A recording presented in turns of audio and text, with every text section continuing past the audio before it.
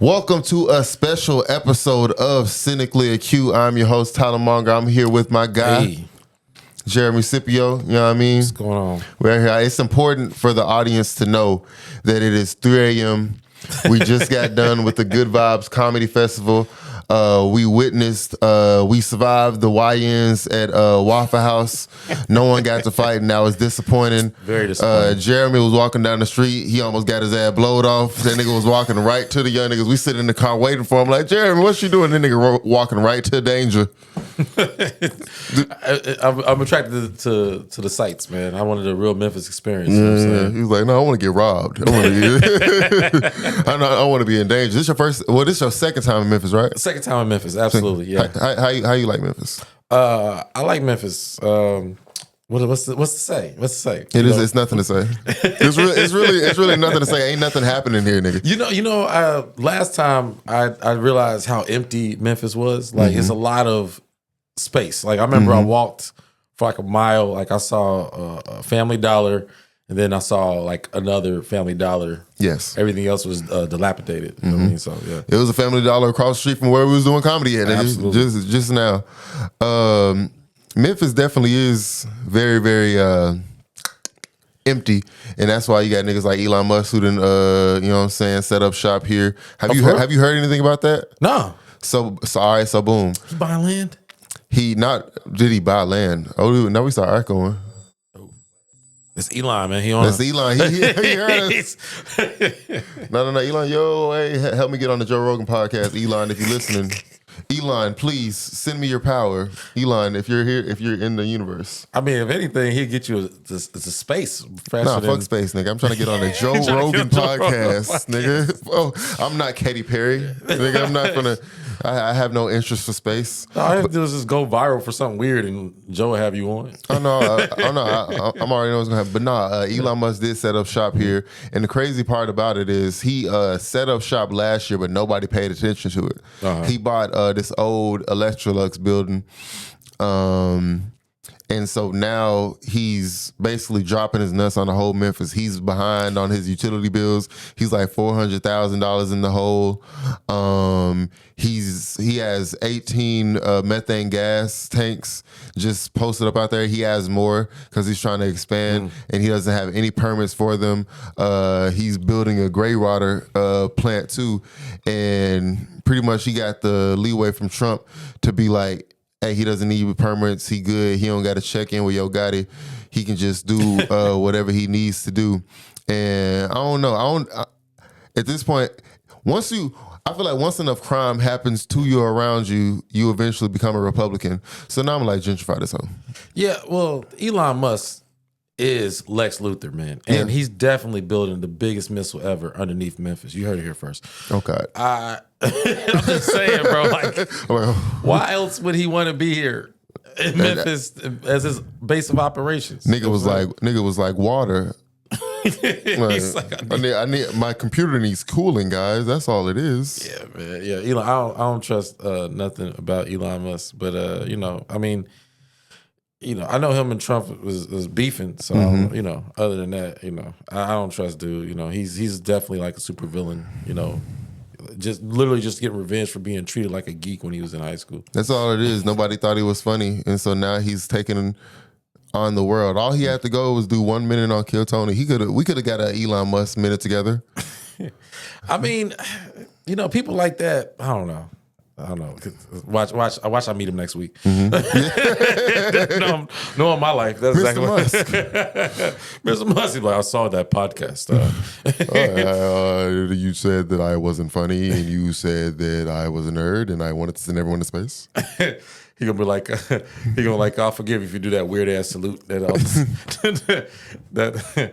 pose that should be on an autistic flag. So should replace the puzzle piece for autism.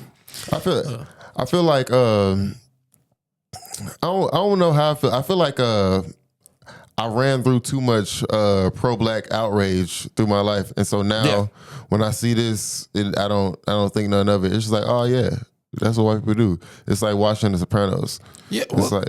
Yeah, it's the Allies time. Yeah. All that, rah-rah, when we were going through stuff, we were telling y'all about racism, prejudice, and all that stuff. now it's y'all turn. You know what I mean? Y'all get out there and fight. You know what would be fly if like they do like a white supremacy last dance. Like let's say if this is the last hurrah, right? Okay.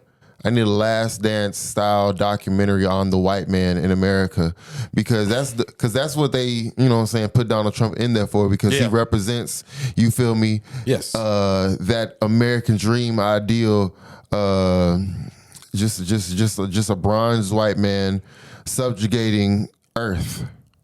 I mean, you kind of lost me a little bit, but I understand what you mean in a sense of like, was it white men specifically felt marginalized? Yeah. They felt like their voice weren't heard, and they were absolutely wrong. But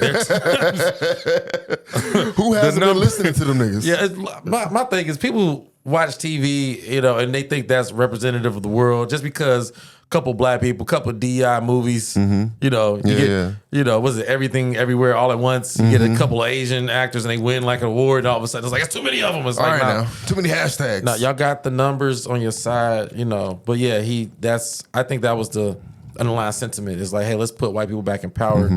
Let's create this false equality movement, and it's turning against their head because it's turning against everybody because I think people are a little delusional about their placement in society. Like, they're like where you are in the class system, like what your job is and how easily you could lose it. Yeah. Because you're too focused on other people working that job, or just I'm saying other people like it ain't just Mexicans, but you know what I mean, like it's like you let racism blind you from your own money, but it's fun to watch.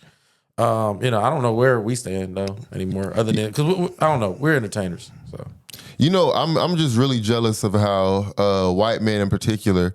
They have. Wait a minute. Is this what we do? We go hard. Oh yeah. I'm jealous of like how they're so regulated with their supremacy, right? Because every time some new shit drop, woke, DEI, critical race theory, they're all on one accord. They're like, fuck whatever they're talking about, and they're so simple. Yeah. Whereas like black men, all we really got is real nigga. And what is a real nigga? Are you asking me what? Yes. What a real nigga? What is a real nigga? All right, this is my definition, but it ain't. I don't think. First of all, I like to preface it with saying I don't think the way people use it and like what the people like, I'm a real nigga. You're not a real nigga. I'm sorry. No offense. Don't prove it. I'm just saying. To me, a real nigga is it's a person who's willing to either die or go to jail for an action or something they said. Yeah. You know what I mean? Because you could consider it stupid, but everybody who's ever said it's about the principle. Yeah. And they meant that? Nah. Yeah. Nah, I ain't going. That's the Memphis shit. I ain't going. I ain't going. Like, that's all it means. Yeah. I'm out of here. That's me. I'm leaving. Yeah. But yeah, real niggas. Sorry. Now, if you just using it as like a offhanded rap lyric, hey, I ain't gonna press you. But on some like if you're a real nigga, like hey, real, like I'm real nigga. You know what I'm saying? That dead or jail. That's the only proof. Dead or jail. Yeah. You want to do time. I will say, and this is something that actually crosses my mind a lot. Sometimes I do wish I had some hardship because I grew up in South Memphis, but my parents ended up getting money and like moving out of there. So like there's always like something like in the back of me where it's just like, I wish my mom was on crack. Like I wish there was some sort of extreme hardship that I have to deal with because it does feel that way. You gotta kill a nigga or you gotta go to jail to really be a real nigga. Like I don't know if you deal with it, but like I moved to Nashville and I'm thinking like, all right, it's only gonna be a few black people. I'm gonna meet them. And it's gonna be fine. I'm gonna be like, all right, I'm cool with black people. Hell no, they coon ass nigga. Blah blah blah blah blah blah. And it's like, there's. I don't know if white men have a similar thing that black men have to where you can. It's once you get labeled as like, oh, he's white. Especially like in comedy. I don't know if it ever happens to you. It's like, oh yeah, it's white comedy. Of course, like you got Bernie. It seems like if you a black man, you got Bernie Mac niggas and you got Dave Chappelle niggas, and that's it. I would say kind of like, I know it's kind of going to the car conversation or whatever, but it's that alt thing has permeated black comedy too. Mm-hmm. You know what I mean? But it's almost like a different language. So if somebody does a style, I think it's a little more varied than that. Yeah. But I understand exactly what you mean because, it's what I relate to, I guess, would be more the Bernie Mac style. Yeah. Even though I've been put in this category of a Dave Chappelle, like what I react and laugh at. You know what I'm saying? Like, even, can we talk about the festival a little? Yeah. Shout out Good Vibes Comedy Festival. Good Vibe Comedy Festival. Hey, had a good time. Good food. We rocked out hoes in today. there. Yeah, well, he's married, and I got a girlfriend, so I shouldn't be saying that. But it was some hoes in there. I mean, hey, this is an occupation, bro. If that's what they do, you know what I mean. They represent. But but if you noticed during the roast, right? Okay, you had people doing their style. I guess the white comics doing their style. And even when you had a black comic involved in their style, it was still a certain thing. What I liked, me as an observer, watching that front row was black people. And I feel like I felt bad for the comics. They had to push through the black people to get to the crowd. You know what I'm saying? Besides, get to their buddies in the back. Yeah. The people who had seen Miss Doubtfire or whatever the fuck they were referencing. But yeah, actually watching you and Vaughn was funny too. But shout out Vaughn. Yeah, once it was the black on black crime happening thing, whatever. Yeah. Like you see that front row, bow, and it was like bowling pins. You know what I'm saying? So yeah, it's just that's what I feel like I still react to, or whatever. Yeah. I feel like the question. I ain't gonna lie. This at 3 a.m. though. I mean, I need niggas to understand. We for just for context, for those of you who might not know, we kidnapped this nigga. He did not have a choice on whether or not he was gonna go back to the hotel or chill or decompress before tomorrow's festival. We was like, nah, nigga, we got a studio and we finna get some content off of you, and we gonna get some clips out of this. Hey, podcasts never stop. The podcast never stop. That's what it was. Yeah. Do white people have a version of that? Okay, yeah. I say it's crashing out. You know what I'm saying? That's what the kids call. Everybody is crashing out. So do white people crash out? Absolutely. You know. They'll say something like, I had it up to here, or something like that. I don't know. Just saying, like, there's always like a fed upness that can happen. Now, we're not gonna call them real niggas, you know what I'm saying? No. But we'll know it's just like call it what is it, AWOL or going postal. That's what they call white people call it. Going postal, yeah. What's that movie about the white man with the glasses who somebody made him mad and he spent the rest of the day wreaking havoc on the whole city? Fuck, I'm not losing my mind. I'm a skip past that, but I know that it is an actual movie. It was a white man in glasses. He had on I'm not, nigga. I'm gonna act like I didn't say that. But there is a certain idea of like a white man. It's just like, I'm fed up. Like Fight Club. Yeah. Like I watched Fight Club for the first time the other day. Oh snap! And I'm like, nigga, this movie is about a white man with a great job who just felt like his life was boring. And so he started beating his own ass. Yeah. And through beating his own ass, other white men were like, yeah, he got some angst that he's getting out. And they then go blow up companies that like are holding people's debt, and I'm like, none of y'all niggas were even that broke. Like y'all were fine. Y'all were traveling the world. And then you have the Brad Pitt, the Tyler Durden character, who I guess was supposed to be cool, but I guess I watched it too far away from 1999, where I was like, this is a corny ass millennial. Like if Fight Club was made today, nigga, Brad Pitt would have just been dressed like Bo Burnham or some shit. Like it would have been the same vibes. But it's like, for a black man, the coolest thing you can do as a black man, like some of the fly shit you can do is like shoot a nigga for disrespecting you. Like I be thinking about that. Like if a white man calls you nigger, you gotta die or go to jail, or else you went and you can't go. Yeah, I mean, look, man. Okay, well, I'll answer that first, or respond to that first. Yeah, I mean, you gotta think about your life. If you got kids, but to be honest with you, if you thought about that before you responded, then you're already not that type of person. Mm-hmm. So once you got something to lose, like I talk about like how I want to be in a fight real bad. Yeah. But you know, right now, like I'm too responsible. You know, like if you knew that you couldn't fight as an adult because you'll get sued. Yeah. You know what I'm saying? You got something to lose. I would have had more fights as a kid. Yeah, you would have caught more fades. Yeah, because you know, why not? You know what I'm saying? Like, you know, you can get it out. Like if you got some person got a problem, you can just boom, boom, and then move on with your life. You know what I'm saying? But now it's like, man, you be paying for somebody's back surgery for the rest of your life with your insurance. You know what I'm saying? You be done. What's a time in your life where you wish you would have fought? Time like shoot, what like nigga today? What do you? I'll say like, damn, I wish I would have stolen on that nigga in Starbucks. I would have fought y'all back from kidnapping me, man. Why I'm at Waffle-House at 2 a.m. in Memphis? I mean, I don't know. I guess the homie took the girl. Like, I don't know. Mm-hmm. I mean, I just would have reacted. I just would have been more reactive. You know what I'm saying? In general, I guess.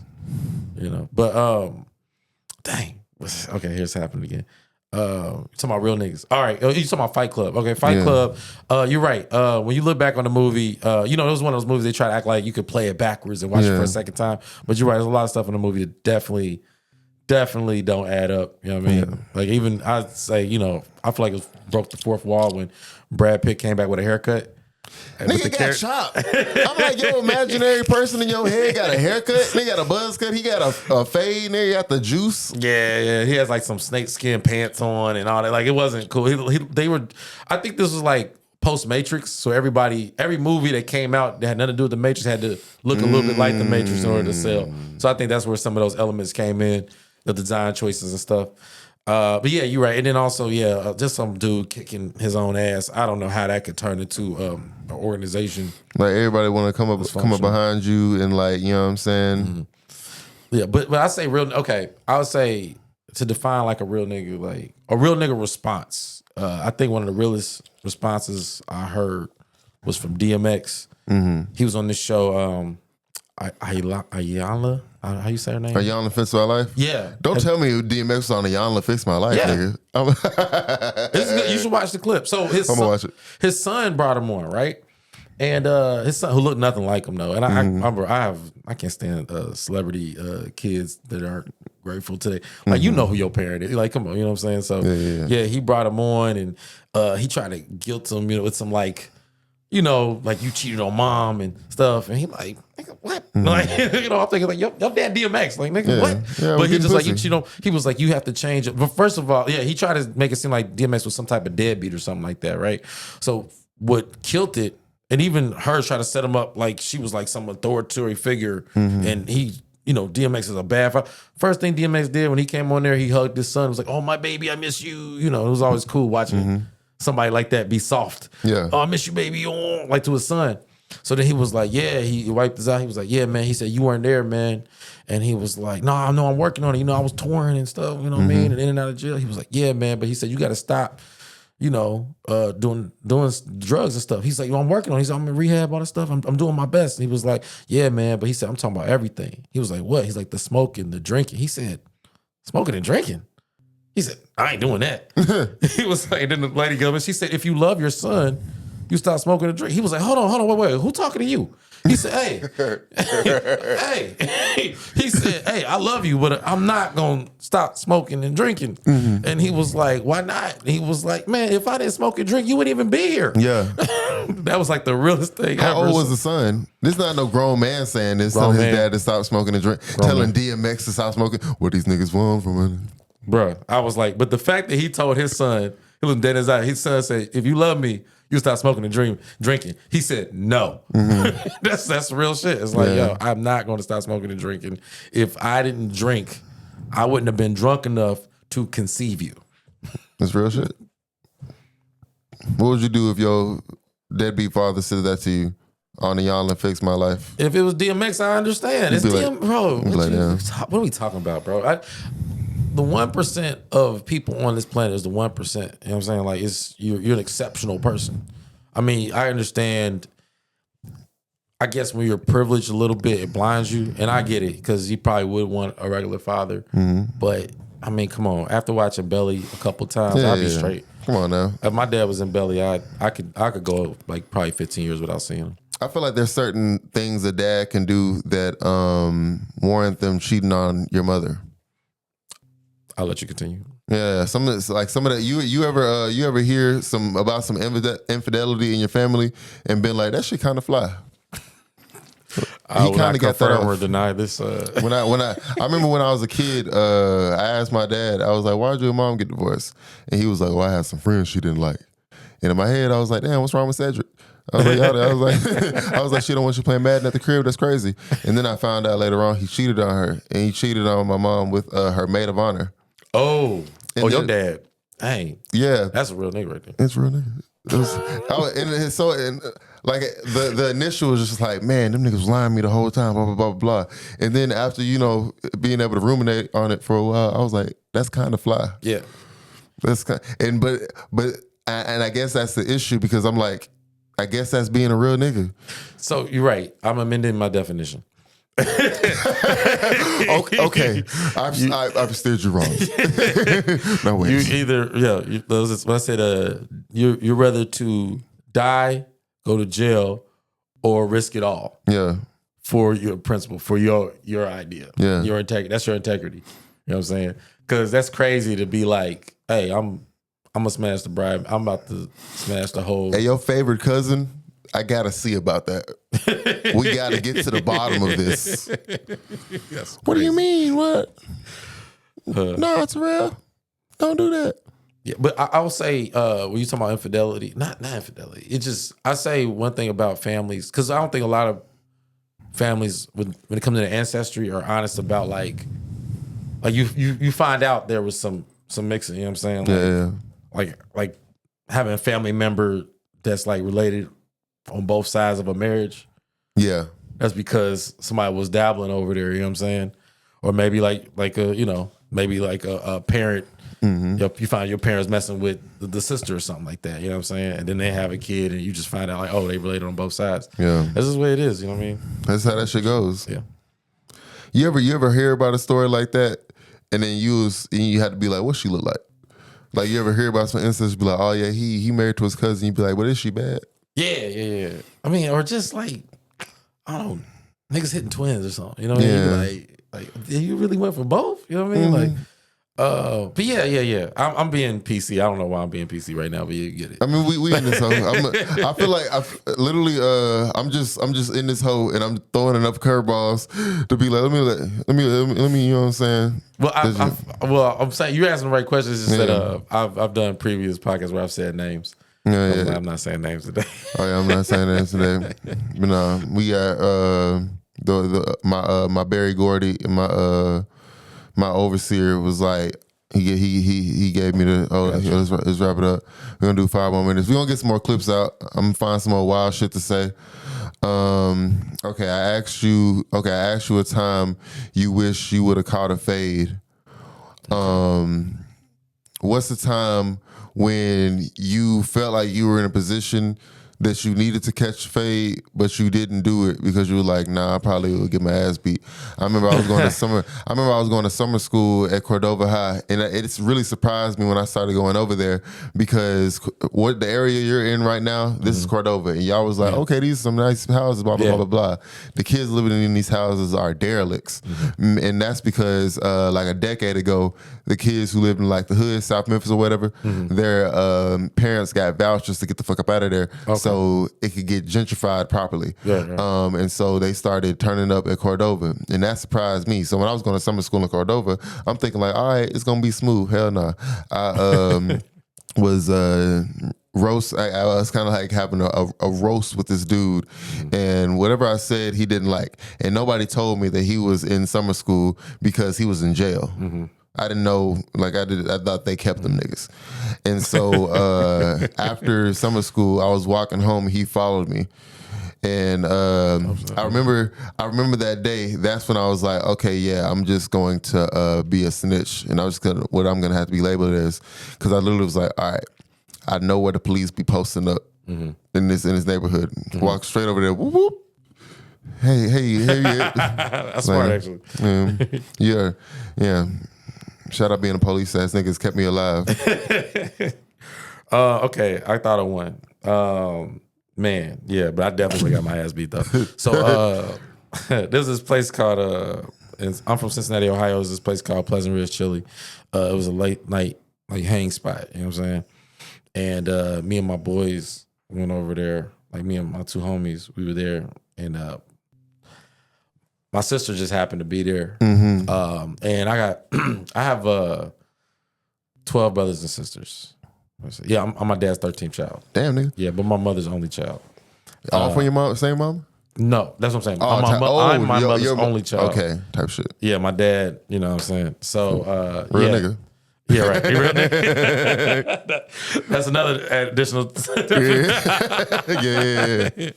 But yeah, so, you know, not all me and my siblings are super close, but this was, you know, my sister, and she was there with this like dude who I felt like was disrespecting her, right? And they were sitting at the table across. You know, other than her hugging me when we came in, we just sat separately. But he talking crazy to her. And, you know, in my mind, I paint this scenario like she's like this innocent, but she's not innocent. Yeah. Like she talking crazy back to this dude. But I'm just like, nah, like nah. You know, like, yeah, that's my sister, man. I'm mean mugging this dude, like, at the table, like, you know, I'm mean mugging him without a weapon on me. But it just felt like the right thing to do. I'm like, yeah, man. Like, I'm looking at him like, yeah, you say the wrong thing, nigga. Yeah, but I'm trying to. I had no weapons. What I was gonna do? I'm upset. Yeah.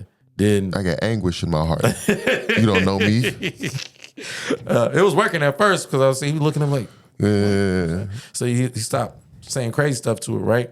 Then I noticed he got enough confidence to start staring back at me like this, and but he's staring like nigga, like we about to fight, right? Like that. And then I just started going back to the conversation. What were you saying, bro? Yeah. Oh man, yeah, no, that's crazy. No, the Red Ninja Turtle's my favorite. You know what I'm saying? Now I look back, like, oh shoot. You know what I'm saying? Then yeah. Then as you know, like my sister kind of was like, hey, you know what I'm saying? Yeah. But on some real stuff, that wasn't worth it at all. Yeah. You know what I mean? Especially the way she was talking to him. I'm like, yeah, she probably deserved. You start examining your sister? They deserved each other. Like, in the moment. I just didn't get the nuances of their relationship at first, but he's actually a good man for her. You know what? I actually used to tell her about her attitude. Yeah, but in that moment, that night, I was ready to risk it all for that, but it wasn't. But yeah, that was the time where I probably would have got my ass beat if I would have if I would have went over there with the fade. Yeah, you heard it here first, folks. This is 4 a.m. This is 4 a.m. comedy podcast, nigga. We just did it. We did, nigga. I need y'all to understand that we did it. I was a little when my overseer was like, overseer, hey, don't call him overseer. He is my overseer. I know what's going on. It's good. I'm trying to get that Joe Rogan deal, nigga. I'm trying to let the white man know I play ball. Come on, guys. Come on, hey, say nigga around me. But no, when it was like, oh yeah, we're gonna go to the studio and record the podcast, I was like, these niggas not gonna do that. But we did it. Oh, well, yeah, man. Shoot. Me and this hoe. Yeah, man. Shoot. I got to end Memphis with a bang, man. You know what I'm saying? In Memphis with a bang. You got anything you want to say that you could clip up for the gram? I know we were talking about how important the gram is. This is while you're around these thousands of dollars of studio equipment or hundreds of whatever the bullshit costs. It's not bullshit. It's nice. But just something to clip up maybe. Clip up. Man. Women shouldn't own property. Oh man, but if you call me at a different time, save your money. The economy's about to get really fucked up. Also, if you have a bad job, keep that bitch because we're in the last days of a job. I'm just telling you, man. You gotta think about it. If you see the driverless cars, niggas can't even Uber no more. Like you can't even. Uber was like you got fired from your job, then you Ubered.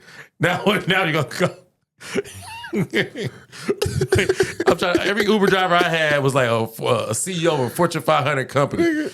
And then how you get fired from a job where your job is to drop people off? Bro, I'm gonna say this and I'm gonna close. That's funny because I was so frustrated today at work. I work at Best Buy, and I was so frustrated. And I was usually I always quit my jobs. I quit a job all the time. But this last time I quit my job, it was a little harder to find something. So I was about to quit. I was like, hey, I need to talk to you for a second. Then we got in the office. Nigga, I turned into Eugene. I was in a bitch like, look, I'm dealing with a lot of ambiguity in this space. I think there's a lot of structural and logistical issues that we face day to day, and I'd really like to talk through them. I miss being able to tell the white man to kiss my ass and leave. Oh, I got another one. Nice. Also, when they ask you your ethnicity on an application, check white. Check white. You will not get the job if you don't. Check white. There it is. That's the clip. Check white. Check white, then checkmate. Unless you're checkmate. Unless you're white, and then in which case check. If you're white, say you're Dominican. Pacific Islander. Nobody knows what that is, anyways. Nobody knows. Yeah. All right. This is another episode of Cynically Acute. Nigga, we did it. We did it. We did it. God bless America. Feed all the children. Stop bumping R. Kelly. Stop bumping R. Kelly.